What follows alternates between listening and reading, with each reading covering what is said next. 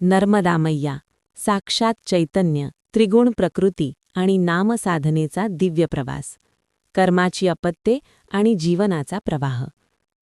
मानवी जीवनाचे रहस्य अत्यंत गहन आहे.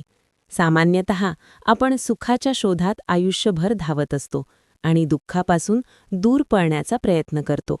परंतु संतांच्या मते सुख आणि दुःख ही आपल्याच कर्तव्याची अपत्ती आहेत. ज्याप्रमाणे आपण पेरतो तसेच उगवते, त्याप्रमाणे आपली कर्मेच सुख आणि दुःखाच्या रूपात आपल्यासमोर उगी ठाकतात.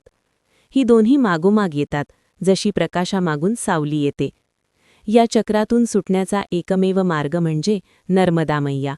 नर्मदा मैया ही केवळ एक जलप्रवाह नसून ती साक्षात शिवपुत्री, आदिमाया आणि परमेश्वर आहे. तिच्या सानिध्यात गेल्यावरच आपल्याला हे उमजते की जोपर्यंत आपण आपल्या कर्मांना माझे म्हणतो तोपर्यंत सुखदुःखाचा फेरा चुकत नाही.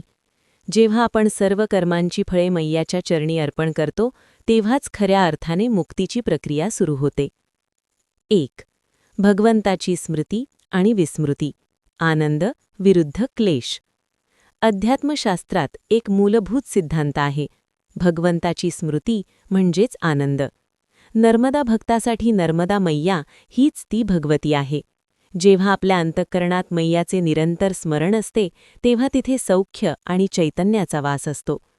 परिक्रमेच्या वाटेवर पाय फोडत असतानाही भक्ताच्या चेहऱ्यावर जे हसू असते ते केवळ स्मृतीमुळे असते.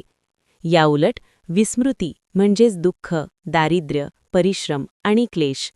जेव्हा मानवाला नर्मदा मैयाचा विसर पडतो आणि तो स्वतःलाच कर्ता समजू लागतो तेव्हा त्याच्या जीवनात अशांती निर्माण होते. दारिद्र्य हे केवळ पैशाचे नसते, तर ते विचारांचे आणि समाधानाचे असते. जो मैयाला विसरला तो कितीही श्रीमंत असला तरी अंतर्यामी दरिद्रीच राहतो, कारण बाह्य जगतातील धावपळ, परिश्रम त्याला थकवते, पण मैयाचे नाव त्याला विश्रांती देते. 2. चित्ताचे स्वरूप आणि त्रिगुण सिद्धांत. आपले चित्त म्हणजे मन, बुद्धी, अहंकार आणि चित्त मिळून होणारे अंतःकरण हे प्रकृतीच्या 3 गुणांनी बनलेले आहे: सत्व, रज आणि तम. हे 3 गुण आपल्या स्वभावानुसार आणि कर्मानुसार कमी जास्त होत असतात. 1. सत्वगुण. ज्ञान आणि सुखाचा प्रकाश. जेव्हा चित्तात ज्ञान आणि सुखाचा अनुभव येतो तेव्हा तो सत्वगुण होय. नर्मदा मैयाच्या किनारी बसल्यावर जी शांतता लाभते ती सत्वगुणाची प्रचिती आहे. हा गुण मानवाला सत्याकडे, विवेकाकडे आणि ईश्वराकडे नेतो. सत्वगुणी मनुष्य संयमी आणि दयाळू असतो. 2. रजोगुण. चांचल्य आणि दुःखाचे मूळ. चित्तात जेव्हा चांचल्य म्हणजेच अस्थिरता आणि दुःख असते तेव्हा रजोगुण प्रभावी असतो. विषयांच्या ठिकाणी असणारी ओढ म्हणजेच राग किंवा प्रीती. जगातील नश्वर गोष्टींमध्ये सुख शोधण्याची वृत्ती रजोगुणातून येते. नर्मदा मैयाच्या प्रवाहाप्रमाणे स्थिर न राहता जे मन सतत वासनांच्या मागे धावते ते रजोगुणाने ग्रासलेले असते. 3. तमोगुण. आळस आणि अज्ञानाचा अंधकार. आळस, झोप, अज्ञान आणि चुकीचा निर्णय घेण्याची वृत्ती म्हणजे तमोगुण. जेव्हा भक्तीचा मार्ग सोडून मनुष्य केवळ देहधर्मात आणि मोहात अडकतो तेव्हा तो तमोगुणात असतो. हा गुण आत्म्याला अधोगतीकडे नेणारा आहे. 3. गुणांचा संघर्ष आणि परस्पर विनाश. लेखनाचा एक महत्त्वाचा मुद्दा असा आहे की 2 विरुद्ध गोष्टी एकत्र आल्या की दोन्ही नष्ट होतात. हे सूत्र आध्यात्मिक प्रगतीसाठी अत्यंत महत्त्वाचे आहे. ज्ञान म्हणजेच सत्व आणि अज्ञान म्हणजेच तम. सूर्याचा प्रकाश आणि रात्रीचा अंधार एकत्र राहू शकत नाहीत. तसेच जर आपण सत्वगुणातील ज्ञान प्राप्त करण्याचा प्रयत्न केला आणि सोबतच तमोगुणातील अज्ञानाचा म्हणजेच अहंकाराचा पडदा ठेवला तर खऱ्या ज्ञानाचा अनुभव येणार नाही. दोन्ही गोष्टींचा संघर्ष होऊन शेवटी हाती शून्य उरते. सुख म्हणजेच सत्व आणि दुःख म्हणजेच रज. सत्वगुणातील सात्विक सुख हे शाश्वत असते, तर रजोगुणातील दुःख हे ओढीमुळे निर्माण होते. जेव्हा आपण या दोन्हीच्या हिंदोळ्यावर असतो तेव्हा मन कोणत्याही एका टोकावर स्थिर राहू शकत नाही. आळस म्हणजेच तमोगुण आणि चांचल्य म्हणजेच रजोगुण. तमोगुणाचा आळस माणसाला स्वस्थ बसू देतो, तर रजोगुणाचे चांचल्य त्याला धावायला लावते. या 2 गुणांच्या मिलापातून केवळ विकृती जन्माला येते. जशाप्रमाणे गढूळ पाण्यात स्वतःचे प्रतिबिंब दिसत नाही, त्याप्रमाणे रजतमाने भरलेल्या चित्तात नर्मदा मैयाचा दर्शन होत नाही. 4. चित्तशुद्धीचा एकमेव मार्ग नामसाधना. जर आपल्याला जीवनात सत्वगुण वाढवायचा असेल आणि रजतमाचा निचरा करायचा असेल तर चित्तशुद्धी अनिवार्य आहे. आणि ही शुद्धी केवळ बाह्य स्नानाने होत नाही, तर ती नर्मदा मैयाच्या आंतरिक नामसाधनेने होते. नर्मदा मैया ही साक्षात चैतन्य आहे. तिचे नाव घेताच चित्तातील मळ धुतला जातो.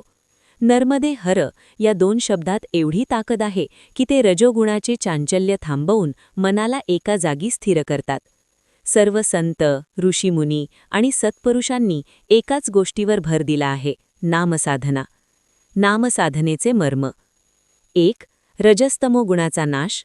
नामाचा अग्नी चित्तातील काम, क्रोध, लोभ आणि मोह यांसारख्या रजतम विकारांना जाळून टाकतो. 2. सत्वगुणाची वृद्धी. जसजसे नाम जपले जाते तसतसे चित्तात सत्वगुण वाढू लागतो. माणसाला ईश्वरी ज्ञानाची गोडी लागते. 3. मैयाशी तादात्म्य. नाम घेता घेता अशी अवस्था येते की भक्त आणि मैया यांच्यात भेद उरत नाही. मैया मी तुझा आणि तू माझी हा भाव प्रबळ होतो. 5. नर्मदा मैया परमेश्वर आणि मुक्तीचे साधन.